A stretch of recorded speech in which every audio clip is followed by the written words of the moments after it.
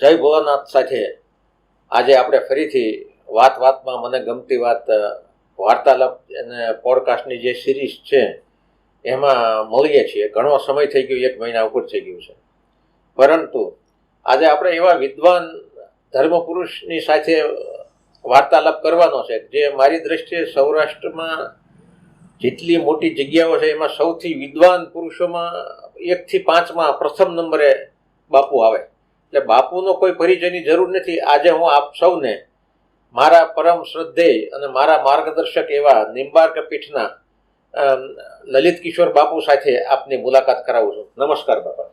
નમસ્કાર. જય ભોળાનાથ. જય ભોળાનાથ. જય ભોળાનાથ.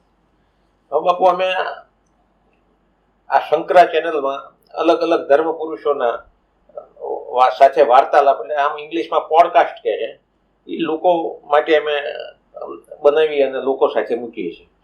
હવે એમાં એવું હોય છે ને કે અમે પ્રશ્નો પહેલા લોકોને પૂછીએ છીએ કે બાપુને કયા પ્રશ્ન પૂછવા જોઈએ, કે જે હોય લોકોના મનમાં ક્યુરિયોસિટી હોય છે, જિજ્ઞાસા હોય છે, સાચી ખોટી વાતો લોકો પાસે હોય છે, એના જવાબ અને તાત્વિક ચર્ચા થોડી. એ માટે આજે આપે મને સમય આપ્યો, આપનો ફરીને આભાર માનું છું. જય હો. હવે બાપુ, પહેલો પ્રશ્ન એ છે, આપ નિંબાર્ક ના ફોલોઅર્સ છો. હવે મને એવું લાગે છે કે આમાં ઘણાને ખબર નથી કે રામાનુજાચાર્ય અને નિંબાર્કાચાર્ય માં થોડો ભેદ છે. પહેલા નિંબાર્કાચાર્ય થયા કે પહેલા રામાનુજાચાર્ય થયા, અને એમનો ઇતિહાસ શું છે?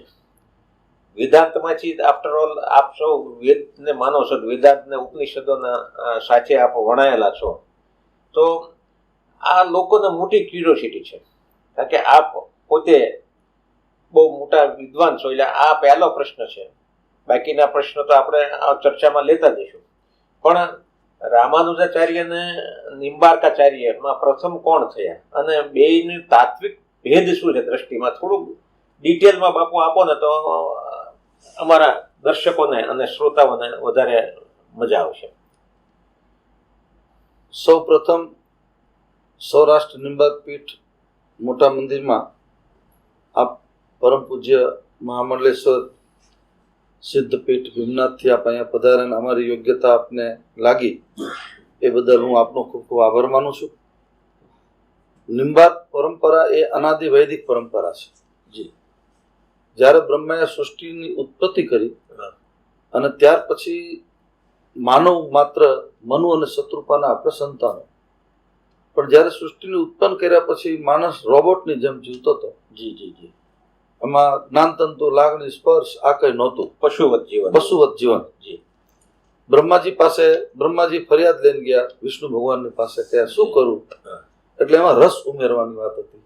અચ્છા. એટલે સૌથી પહેલા રાધા માધવ રસ વિલાસ, એટલે રસની પ્રેમની સૃષ્ટિ ઉત્પન્ન કરી. અને એ પ્રેમની સૃષ્ટિ ઉત્પન્ન કર્યા પછી એનું શિખા, સૂત્ર, મંત્ર, તંત્ર, જી, એ બધું જ નિંબાર્ક સંપ્રદાય એ 24 અવતારમાં હંસની અમારી પરંપરા. જી જી જી. અને હંસ સાર ગ્રહણ કરે. હંસ સમુદ્રમાં રહે કે સરોવરમાં રહે, એ કોઈ દી માછલી નથી ખાતો. એ તો ઊંધું જઈને સીધો તળિયે જાય છે, મોતી ચૂગે છે.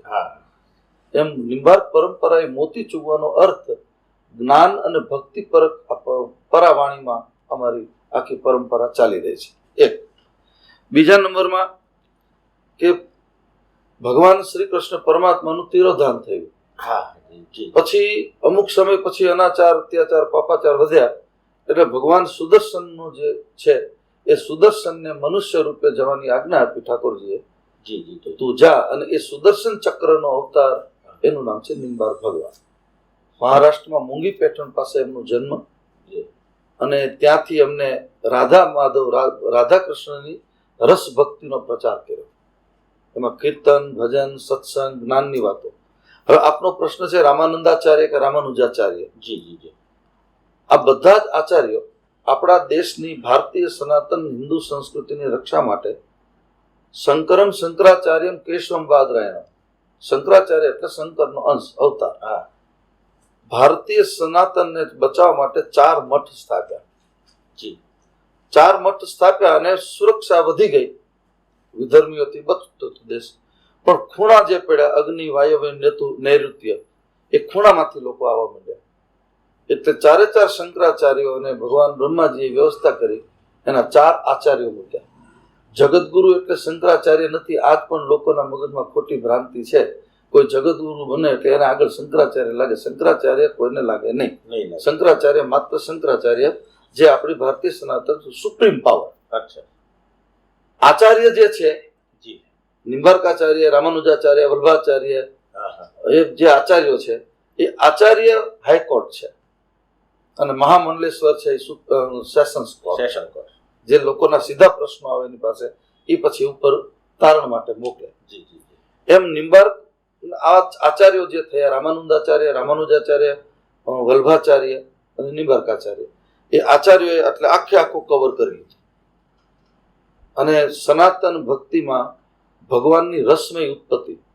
વેદવ્યાસ ભગવાન, આપ જાણો છો, આપ પણ વિદ્વાન છો, 4 વેદ, 6 શાસ્ત્ર, 18 પુરાણ, ઉપનિષદો લખ્યા છે. મનમાં શાંતિ થઈ નહીં અને જ્ઞાનયુક્ત મનથી જયારે બેઠા છે ત્યારે નારદજી આવે છે કે કા મહારાજ, આટલી બધી વિદ્વતા સભર તમે ગ્રંથો લખ્યા ને તમને શાંતિ નથી મળતી શાંતિ. પછી નારદજીની સૂચનાથી ભગવાન વેદવ્યાસજી શ્રીમદ ભાગવતની રચના કરે છે. અને ભાગવતની રચના થયા પછી એને આખો સાર ગ્રહણ, પછી ગ્રંથ તૈયાર થઈ ગયો. કોને આપવો? યુગો જયારે ભગવાન સુખદેવ મહામુનિનો જન્મ થયો, જન્મતા નીકળી ગયા હતા એટલે આપને ખ્યાલ છે. પછી કે આનો પાત્ર કોણ? પુત્ર છે એટલે પાત્ર નહોતો, પાત્રતા હતી એટલે એને આપ્યું. અને એ શ્રવણ સુખદેવ મહામુનિને શ્રવણ મૂક્યું. અને એ એવું મૂક્યું કે આ દેશનો પવિત્ર રાજા કુસંગના કારણે જયારે મુશ્કેલીમાં મુકાણો ત્યારે મોતના મોઢામાંથી બચાવવાનું કામ આ ગ્રંથે કર્યું. ભક્તિદાન અને ગર્જતી. એટલે નિંબાર્ક સંપ્રદાયનો મુખ્ય ગ્રંથ અમારો સિદ્ધાંત દ્વૈતાદ્વૈત સિદ્ધાંત, ભેદાભેદ સિદ્ધાંત. એટલે આપ અદ્વૈતમાં માનો છો કે દ્વૈતમાં? દ્વૈતાદ્વૈત. અચ્છા, હા. એટલે અદ્વૈત ખરું પણ દ્વૈતાદ્વૈત. અચ્છા, અદ્વૈત, શુદ્ધાદ્વૈત, આ 4 જે સિદ્ધાંતો આપણા છે ભારતીય સનાતન હિન્દુ સંસ્કૃતિના 4 આચાર્યો જુદા. હા, એ તો અહીંયા ઠાકોરજીની પાસે નિંબાર્ક સંપ્રદાયમાં માગવાની છુટ્ટી છે. ભગવાન પાસે માગો, તું હે દીનાનાથ તું મારું કામ કરજે. જયારે વલ્ભાચાર્યમાં શું છે, ત્યાં માગવાનું નથી, ત્યાં બાળક છે. 11 વર્ષ ને 52 દિવસનું સ્વરૂપ વલ્ભાચાર્ય સ્વામીએ સ્વીકાર્યું જગતગુરુએ. હવે વલ્ભાચાર્યનો જે સંપ્રદાય છે અથવા એના સિદ્ધાંતો છે એ અદ્વૈતને માને છે કે નથી માનતા? માને બધાને, સિદ્ધાંત બધાને જુદા જુદા. અદ્વૈત છે કે દ્વૈતાદ્વૈત છે, એ શુદ્ધાદ્વૈત છે. હા. અને એ માનો આમાં સંપ્રદાય જે આવે ને ત્યાં સંકુચિતતા આવે. નિંબાર્ક સંપ્રદાય નથી. હા, બસ. રામાનંદ સંપ્રદાય નથી. એ પ્રવાહી પરંપરા છે અને સનાતનની પરંપરા છે. જેવી રીતે ભીમનાથમાં નીલકા નદી વહે છે, આપણા માટે ગંગા છે. નીલકા જયારે 2 કાંઠામાં જાય ત્યારે બાવળ ને ઝાકડા માણા હોય તો ઉપાડીને લઈ જાય. દ્વૈતાદ્વૈતનો અર્થ એ તમારા તમામ દુર્ગુણોને ગ્રહણ કરી એમાંથી સાર કાઢે એનું નામ છે સંપ્રદાય. હવે જે સંપ્રદાય આવે તે ગ્રુપિઝમ આવે, 100% આવે. સંપ્રદાય આવે તો સંકુચિતતા આવે. આ અમારું સાચું, બીજું બધું ખોટું. જયારે દ્વૈતાદ્વૈત સિદ્ધાંતમાં કોઈને ખોટું કહેવામાં આવતું, અધરમ મધુરમ મધુરાધિપતિ રખેલમ મધુરમ. આખું જગત ઠાકોરજીનું બનાવેલું છે. અને ઠાકોરજીની બનાવેલી કોઈ પણ વસ્તુને ખરાબ કહેવી એને દોષ માને છે નિંબાર્ક પરંપરા. કોઈ વસ્તુ એને દોષ જોવાનો નથી, કારણ કે સાર ગ્રહણ કરવાનો છે. સંન્યાસી શું કરે? સાર ગ્રહણ કરે. હા. 4 શંકરાચાર્યની આખી જે પરંપરા છે, ભલે એની પાસે સિક્કા સૂત્ર નથી, પણ આ ભિક્ષામાં જે આવે તે બધું ગ્રહણ કરવાનું. બધું એમાં તો સારું નરસું બધું આવે, બધું જ આવે. અને એને જ નદી કહેવાય, બધાનો સ્વીકાર કરે એટલે એને માં કહેવામાં આવે છે. એટલે આ જે પરંપરાઓ છે, નુકસાન ત્યાંથી થયું બાપુ કે સંપ્રદાયોએ સંકુચિતતા કરીને જે મૂળ સિદ્ધાંતો વાતો જગતને કહેવાની હતી એ ન કીધી. યુગો પછી આજે આપને સારું માનવા માટે નહીં, પણ શંકરા ચેનલ કરીને આપ લોકો સુધી ધર્મના સિદ્ધાંતોને જે પ્રચાર પ્રસાર કરવાનું નક્કી કર્યું છે, હવે આનું પરિણામ તમે 5 વર્ષ પછી જોજો. નાનો દીકરો કોલેજ કરતો હશે, દીકરો કે દીકરી, એ પણ હવે ધર્મના સિદ્ધાંતને સમજશે. અત્યારે આપણે શું કર્યું? ડરાયા બધાને, ભોળવા. જો આ દોરો બાંધજે, દોરો નહીં બાંધતો તો આપણે થળિયાને પકડવાને બદલે ડાળખા ડાળખા પકડે, ડાળખું તો ભાંગી જાય, હા. વાવાઝોડું આવે. એટલે આપણે એમ જ માનીએ કે આ ડાળખું છે એ જ થળિયું છે, પણ હા. ખરેખર એ થળિયું નથી. હા, એ થળિયું નથી. અને થડને પકડો તો તમે સલામત છો. સાચી વાત છે. હું જયારે આપની પાસે સોમપુરાને લઈને આવ્યો ત્યારે આપણે એક શબ્દ બોલ્યા હતા જી કે જે થવું હોય ત્યાં જેટલો ખર્ચ કરો એ કરો, મારી ઝાડને કોઈ અડવાનું નથી. હા. ઈ શું હતું? ઈ થડ હતું. થળ. અને થડનું મહત્વ જયારે માણસ સમજે ને એ પછી કોઈ દી દુનિયામાં ક્યાંય પાછો નથી પડતો. અત્યારે સાંપ્રત સમયમાં કોઈના રાગ દ્વેષ માટે નહીં, આપણા અંદર તો જીન્સ જ નથી ઈર્ષાના, ના નથી. પરંતુ પોતાના રોટલા શેકવા માટે ધર્મના નામે જે ખોટા ધંધા થઈ રહ્યા છે એની સામે આ સંકરા એટલું મોટું જાગૃતિનું કામ ભીમનાથ દાદાના સાનિધ્યમાં જે થઈ રહ્યું છે એનો આનંદ આખી દુનિયા વ્યક્ત કરશે. આજ નહીં કરે, તરત નહીં કરે, આનો વિરોધ થશે, આના અલગ ગલત અર્થ કરશે, પણ સત્ય હંમેશા સત્ય હોય છે. સત્ય આપણે મને પ્રોત્સાહન આપ્યું છે. અસત્ય પ્રસ્થાપિત થવાનું. બીજું આ સત્યને હું તમે નહીં હોય તો જ થવાનું. અત્યારે ક્યાં વેદવ્યાસ કે સુખદેવ મુનિ છે? નથી. છતાં આપણે એના રસ્તે ચાલીએ છીએ. હવે બાપુ આપણે જે સુખદેવ મુનિની વાત કરી ને, એટલે અમે અતીત એટલે અમે દશનામીઓ અમારા આદિ પુરુષ તરીકે સુખદેવજી છે. એટલે અમે પોતાને શિવ વંશી ગણાવી છે, કારણ કે સુખદેવજી શિવના અંશ હતા, એટલે અમે શિવ વંશી ગણાવી. એટલે મને ખરેખર ગર્વ થયો કે આપે આ વાત સ્વીકારી કે સુખદેવજી થી શરૂઆત થઈ ભાગવતની. વેદવ્યાસ ભગવાન જ શિવનો અવતાર છે. હા હા, શિવ અવતાર જ છે. હા, પણ એ જ્ઞાનનો અવતાર, જ્ઞાન અવતાર. એને એક જ લીટીનો કાર્યક્રમ આપ્યો કે તારે ગ્રંથ જ રચવાના, તારે બીજું કઈ કરવાનું, તું આજ એક કર.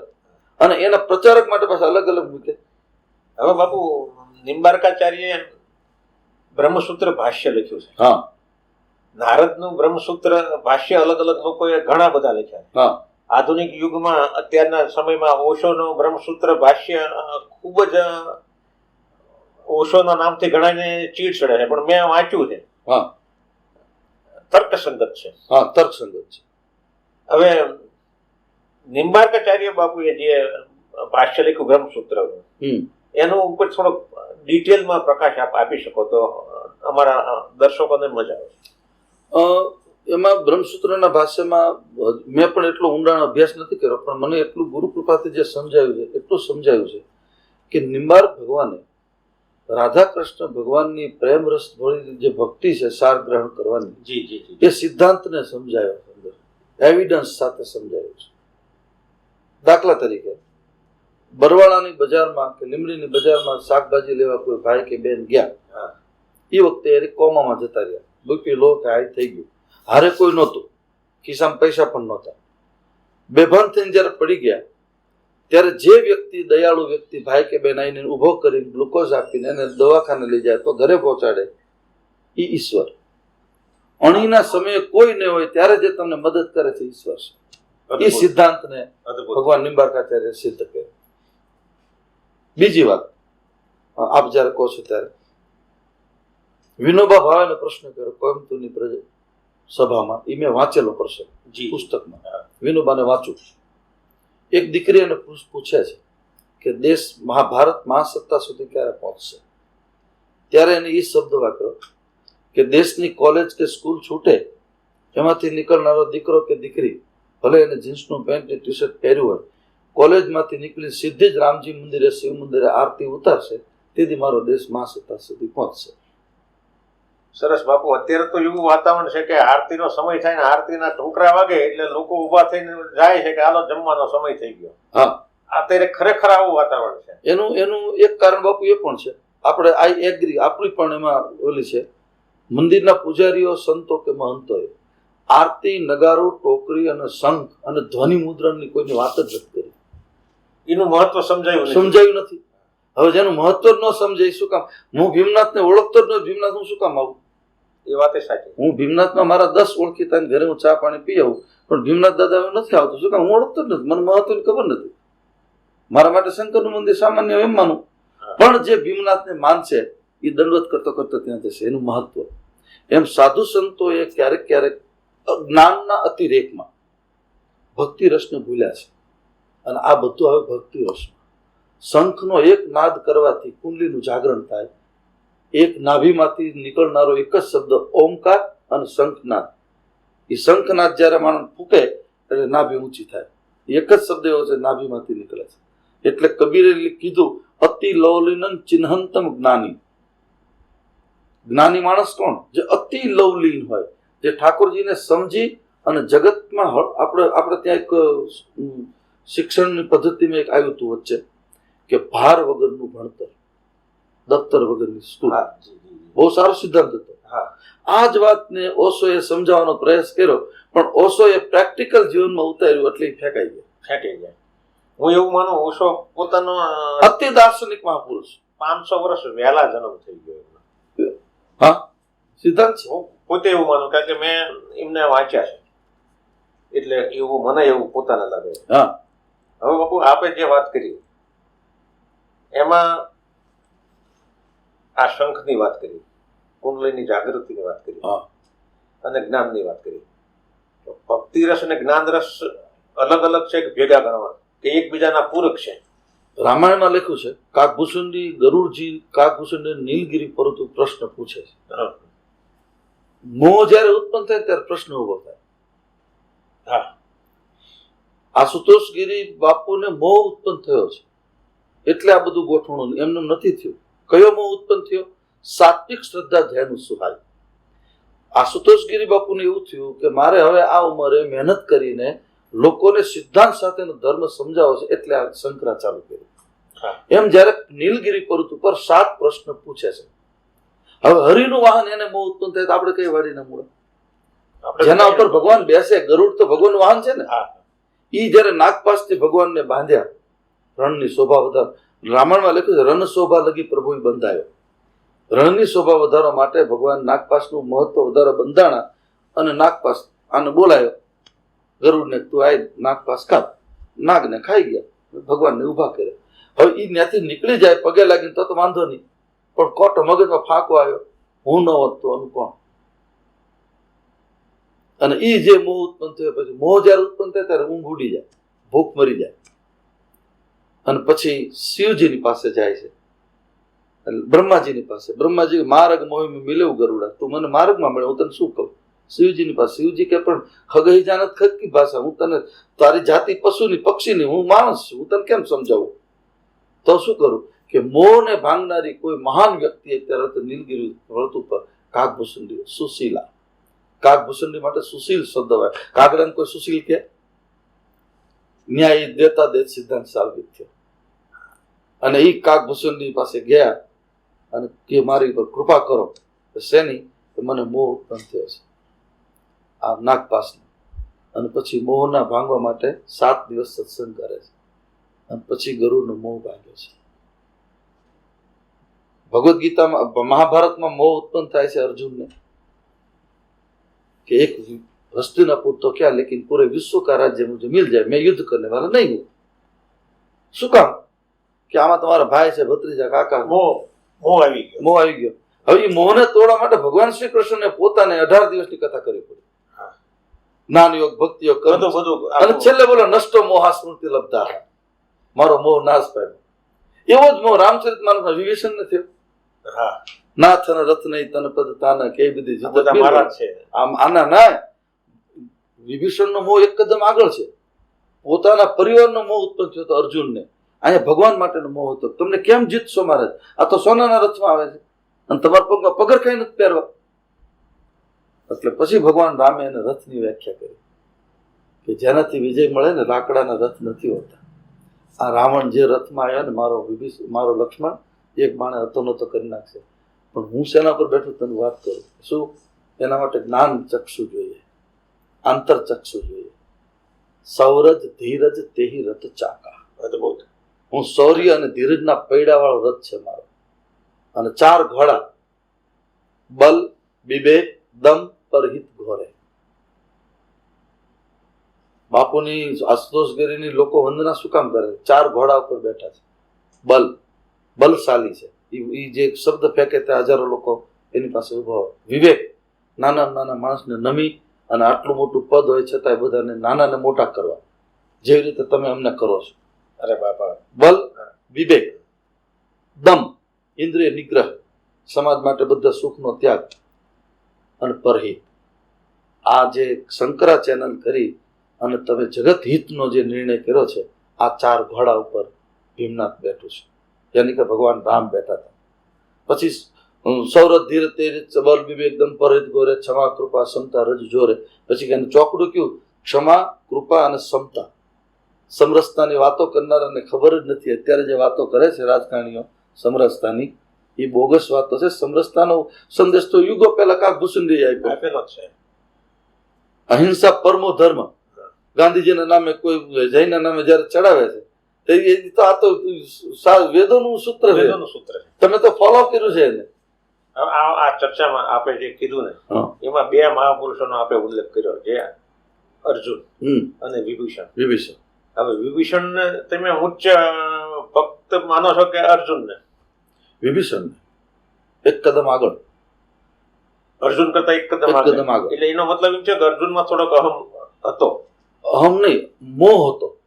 આ મારો ભાઈ, મારો ભત્રીજો, ગુરુ છે, ગુરુપુત્ર છે, મારું કુટુંબ છે, આને હું કેમ મારું? ત્યારે ભગવાનને એને પોતાનું નતું. ભગવાને એમ કીધું કે તારું કામ યુદ્ધ કર. 32 દાંતમાં એક દાઢમાં રમે એમાં રમી રહ્યા છે. હું તને આદેશ કરું છું, હું ઈશ્વર છું, તું ઉપાડ હાથમાં ગાંડું લઈ લે. તો કે ના હું આનો લો, મારા ભાઈ નથી મારવા. શું થયું? મોહ ઉત્પન્ન થયો. પછી મોહનું તાળું તોડી નાખ્યું ભગવાને કે આ તો હું જ કરું છું. એ મોહ ઉત્પન્ન થયો એમાં આપણને ગીતા દર્શન મળ્યું ને. આ બધા આ 4 છે તમારી સાથે. 2 મિનિટ માટે અર્જુન છે, આમને શું કરવાનું છે? તમારો આદેશ પાળવાનો છે ને. પછી ઈ એમ કે બાપુ મળશે નહીં તો, બાપુ ઇન્ટરવ્યુ નહીં આપે તો, આપણે ગાડીનું એક્સિડન્ટ થશે તો તમારે શું? તમે શું કહો? હું કહું છું ઉપાડ લે. ભીમનાથ દાદા આગળ છે. ઈ કૃષ્ણ ભગવાને કહ્યું કે તું ક્ષાત્ર ધર્મ તારો નિભાવ, હાથ તાઈને હણવામાં પાપ નથી અનમાત. અને પછી એના હાથમાં જયારે વિભીષણ શું કહે છે કે કેમ થશે? મારા ઠાકોરજીને, મારા ભગવાનને કહું હું રાવણ મારી જશે તો? એટલે એને ભગવાન માટેનો મોહ હતો. મારા ભગવાનને કાંઈ ન થવું જોઈએ, અહીંયા હતું મારા કુટુંબને કાંઈ ન થવું જોઈએ.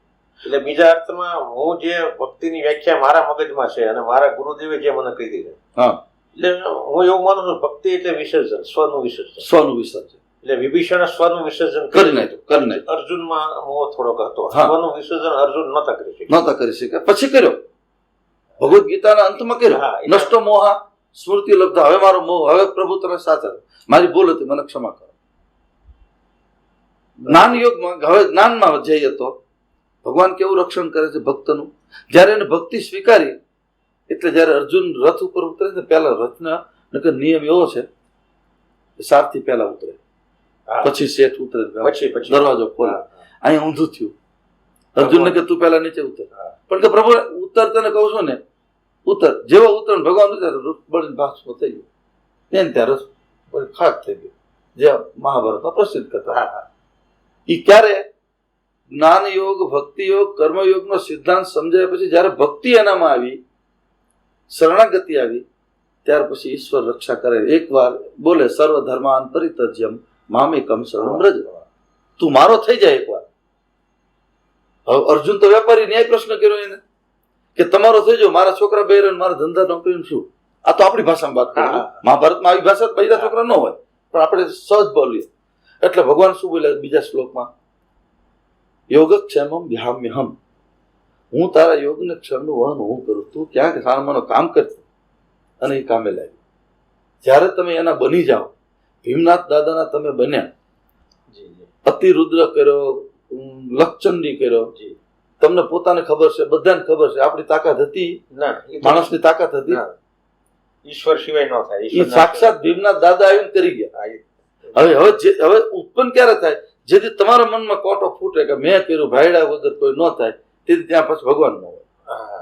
હવે કરી લે જા. સ્વ હોય ને ભગવાન નથી હોતા, ન હોય. સ્વને વિલીનીકરણનું નામ છે દેતા દે સિદ્ધાંત. એટલે વેદાંત કામધેનુ 10 શ્લોકી નિંબાર્કીઓનું હૃદય છે. હું એ જ પૂછવાનો હતો કે મેં ઘણા ગ્રંથો વિશે સાંભળ્યું છે, ઉપરથી જોયા છે. મને આચાર્ય નિંબાર્કનો સૌથી શ્રેષ્ઠ ગ્રંથ લાગ્યો તો 10 શ્લોકી. નાનું ટૂંકામ સાર ગ્રહણ. એના વિશે આપ થોડું. એના વિશે ભગવાન વેદાંત કામધેનુ 10 શ્લોકી લખીને નાના માણસો કે નથી ભણ્યા કે નથી સમજતા ગામડાના લોકો, એના માટે એને આખા શાસ્ત્રનો સાર લીધો.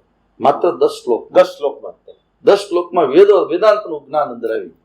એમાં પહેલો શ્લોક એને ત્યાંથી લીધો, જ્ઞાન સ્વરૂપમ ચ હરેર ધીનમ શરીર સંયોગ વિયોગ યોગ્યમ, પછી અણુહિ જીવમ પ્રતિદેહ ભિન્નમ જ્ઞાતુત્વયંતુ યદનંતમાહુ. એ તો એવું બધું આગળ ચાલે છે. પણ ભગવાન નિંબાર્કાચાર્ય જગતને એવું સમજાયું કે જ્ઞાની માણસ કોણ? આપણે જ્ઞાની કોને કહીએ? બધા વેદની વાતો મોઢે કે પાના નંબર બોલી નાખે, 6 શાસ્ત્ર ફાટ ફાટ ફાટ બોલવા માંડે. એ ગોખણિયું જ્ઞાન, એ ગોખણિયું જ્ઞાન થયું. એ ભક્તિ જ્ઞાન નથી. ના, એ મગજમાં ઉતર્યું, હૃદયમાં ઉતર્યું નથી જ્ઞાન. આચરણમાં નથી. આચરણમાં નથી. હૃદયમાં ઉતરે તો જ આચરણમાં આવવાનું. બરાબર. એક ભાઈ, આપણે નામ નથી દેવું, મા બાપ વિશે ખૂબ સરસ બોલે છે અને કે તમે રૂમાલ લઈને આવજો ને તમને રોડ આવે ને એવું બધું કરે. એના ઘરે હું ગયો તો એને માએ કીધું કે આ બીજાને શું, મને કોણ મારું ધ્યાન રાખે, મને રોટલો નથી દેતો. આ કયું જ્ઞાન? એ જ્ઞાન શું કામનું? આ તો દંભ કહેવાય. અને દંભીને નિજમતી કલ્પી કરી પ્રગટ કરીએ બહુ પંથ. કલયુગમાં પાછું તુલસીએ ત્યાં રેડ લાઇટ કરી કે કલયુગની અંદર દંભી લોકો વધારે પૂજાશે. ભીમનાથ મહંત કંઈક સાચી વાત, કંઈક લલિત કેશવ સાચી વાત કરે, લોકોને નહીં ગમે. અને જ્યારે સંતની વાત કડવી કરે, જ્યારે ગમે ત્યારે આ લોકોનું પણ કલ્યાણ છે. શંકરાની અંદર જ્યારે આવશે ધર્મના સિદ્ધાંતો, ત્યારે હું બોલીશ ત્યારે કેટલાને પેટમાં પાણી રેડાવાનું એવો પ્રશ્ન આવશે ત્યારે કે આ બધા સિદ્ધ થઈ ગયા એવું પણ બોલશે. ભલે બોલે. જગતથી ડરશો તો તમે જ્ઞાન કે ભક્તિનો પ્રચાર નહીં કરી શકો. જેને જ્ઞાન અને ભક્તિ સાથે લોક વ્યવહારમાં, લોક હૃદયમાં સ્થાન કરવું છે, એને સાચું કહેવું પડશે. ભીમનાથે લાખો માણસો માથું ટેકવવા આવે છે અને એ ભીમનાથના મહંત પૈસા માટે લોકોની ખુશામત કરતા હોય ને ભગવાન નહીં હોય. એકવાર રામાયણમાં લખ્યું છે, સચિવ વેદ ગુરુ તીન જો પ્રિય બોલે ભયાસ રાજ ધર્મ તન તીન કરી બેગી હોય નાશ. સચિવ એટલે મંત્રી. તમારી કાર્યાલયમાં જે બેસે છે ને, આપણો હિસાબ, મારે અહીંયા કાર્ય હિસાબ રાખતા હોય, આપણે કોઈ પ્રોજેક્ટ મૂકીએ ને તો સાચો સેવક એ બાપુ આ વખતે રાવ દો ને, થોડું વરણ મોડું છે, પોગાશે નહીં, તો એ સાચો સેવક. પણ તમારી ખુશામત વાહવાઈ લેવા માટે અરે કરી નાખવાના હાયા રાખે, કરે નહીં કઈ. ઘણા દાતાઓ એવા હોય, તમે તો કરો મેં બેઠા છો દેખાય. મારો તો અનુભવ છે. હા, બધાનો અનુભવ. લખાવે મોટો આંકડો, આવો નહીં. હવે ઈ શું આવ્યું? હવે તો રજવાડા જ્યાં નહીં. હવે સચિવ કોણ? આપણે ચાર્ટર્ડ એકાઉન્ટ, જે આપણું નામ લખતા, બરાબર. એ ખુશામત કરે તો કંપનીનો, રાજ્યનો નાશ થાય. વૈદ એટલે ડોક્ટર. ભીમનાથનો કોઈ ડોક્ટર હોય અને 2-4 વાર દવા આપીને સારું ન થાય ને કેવું છું ભાવનગર લઈ જાઓ, બરવાડા લઈ જાઓ બાપા, મારાથી નહીં થાય. પણ 10 રૂપિયાની ફીસ માટે પ્રયોગો દવાના કરે, શરીરનો નાશ થાય દર્દીના. અને છેલ્લા એ આપણે આ દેશનો ગુરુ જ્યારે પોતાના શિષ્યની ભેટ પૂજા માટે, સાલ ઓઢવા માટે જ્યારે ખુશામત કરે ત્યારે સનાતન ધર્મનો નાશ થાય. અને એ સનાતન ધર્મના નાશ કરનારા ગાડા ભરેલો એટલા છે અત્યારે ગુરુ. ઝાઝા અત્યારે બાપુ એ છે. એ જ ઝાઝા સાચી વાત. હવે સાધુનો દીકરો એમ બોલે જાહેર પ્રવચનમાં, મારે નામ નથી દેવું પણ આપે સાંભળ્યું હોય, એ બાપા દાન આપજો, અહીંયા દાન, તમારું ધન ધોવો, ધન ધોવો. હું આપણે ધોબી છીએ? કોકના મેલા લુગડા ધોવી અને એમ ધન ધોવાઈ જાય? ન ધોવાય. બે ખાતા છે ભગવાન પાસે, કર્મ, સકર્મ અને અકર્મ, વિકર્મના જે ખાતા. એમાં તમે સારા કર્મ કરો તો સારું ફળ મળવાનું છે. તમે કોઈને લૂંટફાટ કરીને, કોકનું ચોરીને પછી મંદિરમાં 100 રૂપિયા આપી દો તો હું તમને છૂટી જવાના? કર્મન્ય વાધિકા રસ્તે માં આપો લેશું કદાચ તો ભગવાન બોલે જ નહીં. કર્મના સિદ્ધાંત લોકોએ બાપુ સમજાયા નહીં કે તમે ખરાબ કર્મ કરશો તો ફળ ભોગવવું જ પડશે તમારે. તમારા ભીમનાથ બાપાની જે વાર્તા આત્માનંદજી ઘણી વાર કહેતા હોય કે ભીમનાથ મંદિરમાં એક ભગત આવે છે ફૂલ ચડાવવા, ગુલાબના આવડા મોટા ગોટા જેવા ગુલાબ ચડાવે. ભીમનાથ બાપા કે બાર ઉભો રે, ચડાવતો ને એક ફૂલ. પણ કે ફૂલ ચડ કે નહીં, ફૂલને માનું છું એટલે સુગંધને માનું છું, તારા ભાવને માનું છું, પણ તું મને ચડાવતો નહીં. કેમ? કે તે ચોરી કરેલું. હું ક્યાં મારી વાડી પોતાની, મારા આ 7/8 ઉતારા લ્યો.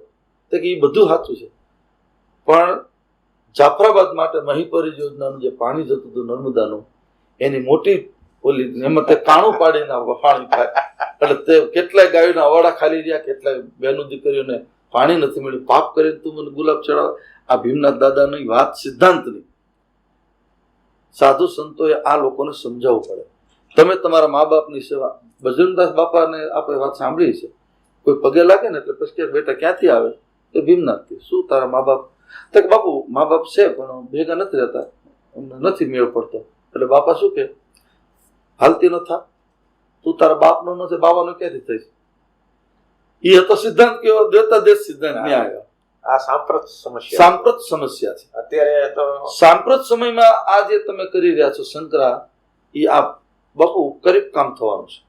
આ નાના યુવાનોને આ બધાને હજી આને ક્યાં કાલની શું ખબર છે? ના, કોઈ મા બાપ શું છે એને ક્યાં ખબર છે? પણ આ ચેનલ દ્વારા એને મા બાપને જયારે પ્રેમ કરશે, પછી એના છોકરા આના છોકરા થશે, એ જયારે એને પ્રેમ કરશે, છોકરો જયારે પાણી પાય ને બાપને, ત્યારે એને સંતોષ થાય. નોકરથી સંતોષ ન થાય, ગમે એટલા નોકર રાખો તોય. એમ આપણા સંતોમાં આપણો જે શિષ્ય હોય એ આપણા પગ દબાવે એ સારું લાગે કે વેચાતો લાવો એ સારું લાગે? શિષ્ય. એમ આ સનાતન ધર્મની માટેની જે આપે બીડું ઉપાડ્યું છે, અને નિંબાર્ક સંપ્રદાય હોય, રામાનંદ હોય, રામાનુજ હોય, કોઈ પણ સંપ્રદાય હોય, સંપ્રદાય માટે હું એટલું કહીશ આજ આપની ચેનલના માધ્યમથી કે સંપ્રદાયવાદીઓએ હવે સંકુચિતતા દૂર કરવાનો સમય આવ્યો છે. નકર ભારતની સંસ્કૃતિ માફ નહીં કરે. તો ચોક્કસ છે. ધર્મના નામે રોટલા શેકો, ધર્મના નામે બિલ્ડિંગો બનાવો, ધર્મના નામે મંદિરો બનાવો, તમે બધું, કોઈની ના નથી, બધું જ કરો. જ્યાં જરૂર છે ત્યાં કેમ કોઈ પહોંચતા નથી? જે જગ્યાએ જરૂર છે જ્યાં પહેરવા કપડાં નથી, આપણા જ ભાઈઓ, આપણા જ બેનો દીકરીઓ છે જે મોટા મંદિર કરે છે. એટલે કહી રહ્યું છે, હા, એ તો આદિવાસીથી લઈને એ જે બાપુ, તમને મેં નજરે જોયેલી વાત કરું, રાંચી એરપોર્ટ થી જમશેદપુરનો ડાબો ભાગ, એ નક્સલી એરિયા, આખું ગામ જયારે ભૂખ્યું થાય ને ત્યારે એક હાથીને મારે, અને એમાંથી માંસ નોચીને આખું ગામ 8 દિવસ. નક્સલવાદ ને હું પોતે એવું માનું છું કે એ સામાજિક સમસ્યા છે, ગુનાહિત પ્રવૃત્તિ નથી, પણ એક સામાજિક સમસ્યા છે. સામાજિક સમસ્યા. હું પોતે એવું માનું છું કે સૌથી મોટો દોષિત હોય ને તો આ દેશનો સાધુ વર્ગ, સાધુ ગુરુજનો છે. ઇનબેલેન્સ કર્યું, બેલેન્સ નો રહે, સુખનું બેલેન્સ નો રહે. હા, હું 56 ભોગ ધરાવું બાપુ મોટા મંદિરમાં, ભીમનાથ ધરાવતા હોય. એ 56 ભોગ આપણે કોને આપ્યો? જેને પૈસા લખાય તેને ઘરે, એટલે તો દુકાન થઈ ગઈ. એ કરતા ગરીબોને ઝૂંપડામાં ગયા વાત તો આજે એ ન કર્યું, સુખનો ભાગ ન પાડ્યો એટલે નક્સલ ઉભો થયો. હવે આપણું શાસ્ત્ર કે ભુભુક્ષિતા કેમ ન કરો તે પાપો? અત્યારે 7:30 વાગે એટલે તમે, હું ગમે એટલી વાત કરું ને બાપુ, એમ જ બાપુ રોટલી હું ભલે ખીચડી આપું, બાપુ ભૂખ લાગી, આ બધું મૂકો, આ તો બધું વાંચી લઈશું. એમ જયારે લોકોને ભૂખ લાગે અને એને ન મળે, બાપુ મામલતદાર, કલેક્ટર, પોલીસની લોકો જીવતા હળગાવે, કારણ કે યોજના કોઈ પહોંચતી. આદિવાસીઓમાં ધર્મ પરિવર્તનનું કારણ આ છે. ચોખા દાળ લઈને ઓલા જાય, દવાઈઓ આપે. તો હું પોતે એવું માનું છું કે સૌથી મોટો દોષ હોય તો સંતોનો છે. હા, એને ત્યાં પહોંચ્યા જ નહીં, ત્યાં સુધી પહોંચ્યા નહીં. બીજું રામકાળની વાત કરું, ભગવાન રામ જયારે કેવટની પાસે આવે છે, પગ ધોવાનું કહે છે કે તમારા પગમાં આ તકલીફ છે અને મારી આ સ્ત્રી ઊભી થઈ જાય, અને બધું કર્યું, આશીર્વાદ આપ્યા રામે, પગ ધોવા દીધા. પછી માણસ બહુ ડાયો, એ કે ઉભા તમે બે ભણેલા છો ને? હા, વેદાંત બધું.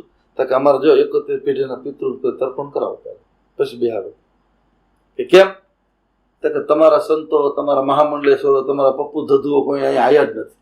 એ બંગલામાં પધરામણીમાં રૂપિયા ભેગા કરવા. અમારા પિતૃઓ તેરા વગરના છે, અને રામે એનું તર્પણ કરાવ્યું. જે બાપ રામ દશરથનું પિંડદાન નથી કરી શક્યા, એને જટાયુનું પિંડ. એનો મતલબ છે કે કેવટના મહાજ્ઞાની માનવો. મહાજ્ઞાની બ્રહ્મને સામે કહી દીધું એને કે હું મારી વેદ ના બોલે, હું તમારો શરણાગત ચોક્કસ, પણ હું વેદ ના બોલું છું. અછૂત ગણ્યા જ્યારથી આને અડું, આને ભળાઈ જવું, એ જ્યારથી આપણા દેશમાં આવ્યું. બાપુ આપણા વેદમાં તો આવું કઈ નથી, ક્યાંય નથી. આવ્યું ક્યાંથી? આમાં એવું છે, મનુ સ્મૃતિ તમે વાંચો તો ક્યાંય નથી. બરાબર? તો આટલો મનુસ્મૃતિનો આટલો બધો વિરોધ કેમ થાય છે? એના માટે એને સાચી વસ્તુ કીધી છે, અમુક વસ્તુ, અને સાચું સહન થતું નથી. એક ભક્તિ માર્ગમાં જેટલા અમુક લોકો આવ્યા, એ લોકોએ છૂતાછૂત ઉભી કરી, આને અડું નહીં, આને ભળાઈ જવાય, આને જવાય નહીં, આનું ખવાય નહીં. નરસિંહ મહેતાએ જ્યાં સમરસતા ભેગી કરો કરી નાચ દારૂ મૂક્યો કે નાગરો, કબીરને કે અવળી વાણી બોલે એને ફેંકી દીધો. વાત સિદ્ધાંત સાચી હતી. ઓસોર રિસર્ચ સત્ય જ કીધું છે. આજ એના પર રિસર્ચ થઈ રહ્યું છે. હતો ત્યારે ન સમજાણું, અત્યારે હવે સમજાય. જયારે કોઈ મહાપુરુષ હોય ને બાપુ, ત્યારે લગભગ નથી સમજાતું, અને સમજાય ત્યારે હાથી વેગન પૂછડું હાથમાં હોય છે. બાપુ નિમ્બાર્ક સંપ્રદાયમાં અને રામાનુજ આચાર્યનું જે ફોલોઅર્સ છે એમાં એક થોડોક તાત્વિક ભક્તિ માટે છે કે આપે નિમ્બાર્ક સંપ્રદાયમાં ભક્તિને રસ સાથે જોડી અને રામાનુજાચાર્ય ભક્તિને જ્ઞાન સાથે જોડ્યું. હા, તો એમાં બેમાં ફેર શું માનવાનો? ફેર એટલો રામાયણમાં લખ્યું છે. કાકભૂષુંડે જે પ્રશ્ન કર્યો, જ્ઞાની ભક્તિ નહીં કछु ભેદા, ઉભય બધે બે જ્ઞાન અને ભક્તિ બે સરખા જ છે. અંદરની ભ્રાંતિને તોડવા માટે ભક્તિ અને જ્ઞાનનું જેના જેનું મિશ્રણ હોય ને એ જ તોડી શકશે. એકલો ભક્તે નહીં ચાલે, એકલો શરણાગતે નહીં ચાલે. શરણાગતે જ્ઞાનની જરૂર તો છે, કારણ કે ભગવાન બોલ્યા જ્ઞાનીઓમાં વિજ્ઞાની ઓછું. હા, આ વિજ્ઞાન નો હતા શું થાત? આ કરીએ કે આપણે ના. એટલે હું પોતે એવું માનું છું કે જ્ઞાન છે ને એ આપણા મગજની ઉત્પત્તિ છે અને ભક્તિ આપણા હૃદયની ઉત્પત્તિ. હૃદય અને મગજનું બેલેન્સ, એટલે વિચારોનું બેલેન્સ બહુ જરૂરી છે. વિચારોનું બેલેન્સ જયારે થાય ને ત્યારે જે બોલો એ વેદ બની જાય, એ શાસ્ત્ર બની જાય. હવે બાપુ આ બધા સંપ્રદાયોની વાત નીકળી, આ મહાન સંપ્રદાયો છે અને આપણે હું એવું માનું છું કે હવે સંકુચિતતા આવી. જે પ્રાચીન સંપ્રદાયો છે એ તો સનાતનને પુષ્ટ કરવાનું કામ કરે છે. હવે વલ્ભાચાર્ય સંપ્રદાય વલ્ભાચાર્ય આચાર્યનો છે એ માત્ર બાલકૃષ્ણને કેમ માને છે? એ એટલા માટે માને છે, જયારે સિદ્ધાંતની વાતો આવી ને ત્યારે એને બાળ સ્વરૂપ સ્વીકાર્યું. હું હવે બાળક સ્વરૂપને માને છે ને ત્યારે બાળક જેમ કે એમ માતા પિતા કરવાનું. હા, નાનું બાળક હોય તો બાપો ઘોડો નથી થતો, છોકરો માથે બે જો એ કલેક્ટર પાછો રાત્રે છોકરા પાસે રમાડે ત્યારે હા, એ તો રમકડું જ કહેવાય. રમકડું જ કહેવાય. એમ ઠાકોરજી માટે વૈષ્ણવ રમકડું બની જાય છે. પણ એમાં પાછો એક સિદ્ધાંત સારો છે કે ઠાકોરજી મય આખું જગત છે, એટલે કોઈનો દ્રોહ નથી કરવાનો. હવે વાત આવી તમે જે કહો છો એના ઉપર આવું. પંડાઓ પંડિતો એના જે મુખ્યાજીઓ જે વિદ્વાનો છે એને છૂતાછૂત ઊભી કરી. એ વાત મને માનવામાં આવે છે, કારણ કે મને એ સંપ્રદાયના એક બહુ મોટા વિચારકે એવું કીધેલું કે 16 વર્ષનો કૃષ્ણ વ્યભિચારી કહેવાય, એટલે એમ નથી માનતા. આ વ્યાખ્યા તો વલ્ભાચાર્ય કરેલી નથી. બીજું તમને કહું, એમાં બીજી એક વસ્તુ, એ શિવનું નામ ન બોલે, ખબર? હા, દરજીની પાસે જાય ને બનાવવા એમ કે નહીં, બુસ્કોટ ઘડાવો છે, કેવા મોટા લાગે. આટલી બધી કટ્ટરપંથ આવ્યો ક્યાંથી? આમાં એવું હોય બાપુ, તમારા ભીમનાથના જે ટ્રસ્ટીઓ હોય એમાં 7 ટ્રસ્ટી હોય, 5 શરણાગત હોય અને 5 બે હળી કરનારા હોય, એને પોતાના સ્વાર્થ સાધવા હોય. એમ ધર્મના નામે જ્યારે એને ખોટા સિદ્ધાંતો સ્થાપી અને પોતાને ભોગવવા હતા, તો પોતાની મનમાની કરવી હતી, એવા લોકોએ એમાં શાસ્ત્રમાં લખી નાખ્યું. અત્યારે સંપ્રદાયનું નામ નથી બોલતો, પણ જેટલા શાસ્ત્રો એ લોકોએ લખ્યા બધા ખોટા છે. બધા શાસ્ત્રો એ વાત પહેલા આવું છું અને હું સ્પષ્ટ વાત કરું છું. હા, કે ભક્તિ માર્ગનો બીજો એક સંપ્રદાય છે. હું સંપ્રદાય વાપરીશ.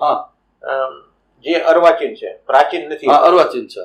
સ્વામિનારાયણ સંપ્રદાય બેઝિકલી ભક્તિ માર્ગને જ માને છે. ભક્ત ઈશ્વરને ભક્તિ કરે છે.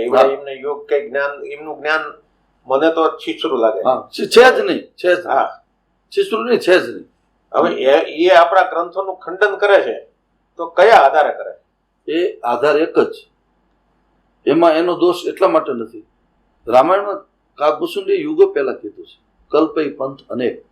જેને પોતાના પંથને જ્યારે મજબૂત કરો હોય અને આ ભોટ પ્રજા એની પાસે જ્યારે એકની એક આની વાત સાંભળી હશે, પંચ કર્મની, બરાબર? એમાં એક હિન્દુ ગાય વિહાય છે અને બચડું લઈને જાય છે. મુસલમાનોએ નક્કી કર્યું બરોડાથી ભીમનાથ સુધી 10-10 ફૂટના ઉભા રહી ગયા. બોકડો છે પણ કે મારી ગાય છે, મારો વાછડો છે. પણ એક અસત્યને વારંવાર તમે પ્રસ્થાપિત કરો ને તે સત્ય બની જાય. છેલ્લે એ ભીમનાથ પહોંચવા આવ્યો ને કે હારા આટલા બધા થોડા ખોટા હોય, હારો બોકડો જ છે, મારી ભૂલ છે. જ્યાં ઘા કર્યો તો વાટલો ખાટકી ઉપડી ગયા. એમ આ લોકોએ ખોટી વાતો લખીને, ખોટા પરચાઓ લખીને, લીંબા ભગતની ત્યાં ગયા, કપા લીલો સમ માત્ર પાણી ન પાયું, કપા હુકાઈ ગયો. પોતાનો સંપ્રદાય નો વિસ્તરણ કરવાની ઘેલછાત, બીજું આજે ભીમનાથ મંદિરે કે નિંબાર્ક પરંપરાએ કે રામાનંદી કોઈને ઈર્ષા દ્વેષ કર્યો, મને એક દાખલો બતાવો કોઈ સંત. નહીં, એ કઈ નથી. એ તો આપણા આચાર્યો ના જ ના પાડે. ના પાડે. બરાબર. રાગ દ્વેષ એને કરવો છે જેને પોતાનું અસત્યને પ્રસ્થાપિત કરવું છે. એટલે શું કહે છે, બધા ભગવાન ખોટા, શિવને ખોટા કહે લોકો, બ્રહ્માને એમ કે એના પેશાબમાં તણાય છે. હવે આવી રીતે પોતાના ભક્તોમાં જે નાખે છે. એક સંતના મુખમાં જે શબ્દ ન શોભે એવા ઘણા સંતો બોલતા હોય. હા, તો આમાં એમના આચાર્યો બધા એવા નથી. હા, એમને આપણે કઈ કહી શકીએ, કારણ કે હું એમની પાસે જવાનો છું આ બાબતમાં. હું કહું છું પણ ઉપરથી લખાણું છે જ ખોટું. આજે એ શિક્ષાપત્રીને ભગવદ્ ગીતા કરતા સિદ્ધ કરવા માંગે, થશે કોઈ દી? ન થાય. મને એક મુસ્લિમે એવું કીધેલું, છતાં કરશે. શું કામ? Money power, muscles power. મુસ્લિમે મને એવું કીધેલું કે ભગવદ્ ગીતાનો અમે વિરોધ ન કરી શકીએ. મેં કાં તા કે ઇલ્મી પુસ્તક છે. હા, મુસ્લિમો જો સ્વીકારતા હોય કે ઇલ્મી પુસ્તક છે, આ સત્ય ઘટના, હા, તો એ કે અમે રામાયણને નહીં માનવી, પણ ગીતા વિશે અમે નહીં ખરાબ બોલી. મેં કાં તા કે ઇલ્મી પુસ્તક છે. હા, ઈશ્વરે કીધેલી છે, ઈશ્વર. એ તો એ માને જ છે. માને જ છે. ભગવદ્ ગીતાનું મહત્વ એ સમજે છે. સમજે છે. બરાબર છે. તો પછી એનેથી મહાન તો મને કોઈ લાગતું જ નથી. વેદનો સાર ગણો. હું તો ઘણી વખત એવું વિચારું છું કે આધુનિક વેદ જ ભગવદ્ ગીતા છે. કારણ કે વેદ એટલું બધું ગૂઢ છે, કદાચ આપણે આ જમાનામાં એટલા બધા વિદ્વાનો નથી, સામાન્ય લોકો સુધી સાદી ભાષામાં વેદને પહોંચાડી શકે. હા, એ વાત સાચી. સાદી ભાષામાં વેદને પહોંચાડવાનું, લોકને શ્લોક સુધી પહોંચાડવાનું સૌથી પહેલું કાર્ય થયું હોય ને તો ડોંગરે બાપા, હા, કૃષ્ણ શંકર શાસ્ત્રીજી, હા, રામાયણના માધ્યમથી મોરારી બાપુ જેવા ઘણા સંતો અયોધ્યામાં પણ થયા. હા, એ લોકો ઝૂંપડા સુધી પહોંચ્યા. પાંડુરંગ દાદાએ ત્રિકાળ સંધ્યા લખી, હા, લખીને, અને ગરીબ માણસોના ઝૂંપડા સુધી ગઈ. શ્લોકને લોક સુધી પહોંચાડવાનું કામ કર્યું. સિદ્ધાંતો પછી એનામાં આપણે જવું નથી, પણ ભગવદ્ ગીતાને પ્રસ્થાપિત કરવાનું કામ તો એને કર્યું જ છે. બરાબર. કોઈનું ખંડન નથી કર્યું. ખંડન કરવામાં માત્ર સ્વામિનારાયણ સંપ્રદાય એટલા માટે નામ દઈને બોલું કે એ કોઈને સારા માનતા જ નથી. અમે જ શ્રેષ્ઠ, બાકી બધું ખોટું. અમારી સિવાય અમારે આગળ કોઈ નહીં, જવું ન જોઈએ. અને એના કારણે આજે કેટલાય મંદિરો, કેટલાય ગામડાઓ, બાપુ આપને વાત કરું, ગામડાની અંદર ગામડાના માલિક કોણ હોય? દશનામ સાધુ, રામાનંદનું ઘર હોય, એક માર્ગી હોય, ગામનો ગોર હોય, બ્રાહ્મણ. આ 4 જણા કેમ આખું કામ કરતું? હું કાયમ એવું જ કહું છું કે હજી કહું છું કે આ 4 લોકો ન હોત તો શું હોય? આપણી સંસ્કૃતિ ક્યાં હોય? દશનામ સાધુનો દીકરો એક બિલ્લી પત્ર ચડાવીને આ નમન આપે કે લે બાપા જા, તારું સારું થશે. સારું થતું. રામાનંદનો દીકરો અકાળ મૃત્યુ હરણમ સર્વ વ્યાધિ વિનાશન કઈ એક ચરામત આપે, 3 ચમચી પીવે એટલે માણસ રોગ દોષથી મુક્ત થતો હતો. હવે એ લોકોને તે દાડી કરવાનો વખત આવે. શું કામ? આમને દાન ન દેવાય, આપણને જ દેવાય. હવે બાપુ બ્રાહ્મણો જે કર્મકાંડ કરે ને, હું મારી આમ અત્યારે આ ચેનલના માધ્યમથી કહું છું, પિતૃના મોક્ષાર્થે જયારે કથા કરો ભાગવત, ત્યારે બ્રાહ્મણના દીકરા પાસે જ વંચાવો. ગમે એટલો વિદ્વાન હોય બીજો ન જાઓ. અને રામચરિત માનસ સાધુ વાંચે, પછી એમાં સાધુ ત્રિભાગ બધા આવી જાય. દશનામ માર્ગ રામાનંદી હોય. રામાયણનું ફળ તો જ મળશે. અત્યારે એ પહેલી વાત, બહુ અગત્યની વાત આપને કહું બાપુ, ગામડામાં 12માં 13માની વિધિ ખલાસ કરી નાખી. લગ્નની વિધિ ખલાસ. એમાં લોકો દુઃખી થાય છે. એમાં દુઃખી થાય. કોરોના શું હતું? એ જ હતું, બીજું કઈ બાપનું જ. પણ આપણે આપ તો પ્રખર વિદ્વાન છો, ભાગવત વિશે જાણો છો. હા, ભાગવતજીમાં પોતે લખેલું છે વ્યાસજીએ કે કોઈ પણ વ્યક્તિની ભૌતિક સુખની સત્તા તો પિતૃદેવોને આપી છે. હવે તમે એનું જે સમાજે આમાં બાંધછોડ કરી છે ને, એ સમાજની પડતી શરૂ થઈ છે. બીજું બાપુ, અમારામાં તો આપણા સંન્યાસમાં વિરોધમાં ન આવે, પણ આ લોકોમાં આવે. બાપનું 12મું, દીકરીની અગણી એક જ વાર આવે. હા, એ બધા જ સંસ્કારો અહીંયા તમે આવી દો, થાળ લખાવી દો એટલે બધું તમારું આવી ગયું. સિદ્ધાંતોને ક્યાં નિવે મૂક્યા છે બાપુ. ધર્મની કોઈ વાત નહીં. તમે હવે 1 કરોડ રૂપિયાની ગાડી હોય, મર્સિડીઝ કાર લાવો, પેટ્રોલ નો જ કેમ હાલે? કોમન ન ચાલે. ટાયર નો જ કેમ હાલે? એમ સંસ્કાર છે ને, પેટ્રોલ છે, ટાયર, સંયમ, નિયમ, ધ્યાન, ધારણા, ધ્યેય અને સમાધિ. એ જ્યાં સુધી પહોંચવું છે ત્યાં સુધીના આ બધા જ કામ.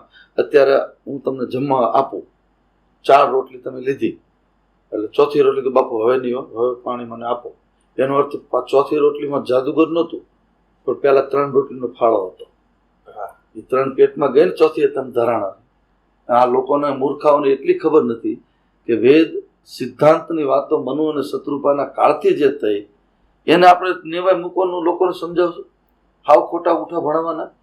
તમારે કંઈ કરવાની જરૂર નહીં. નાળિયેર મૂકી દો એટલે હાલે.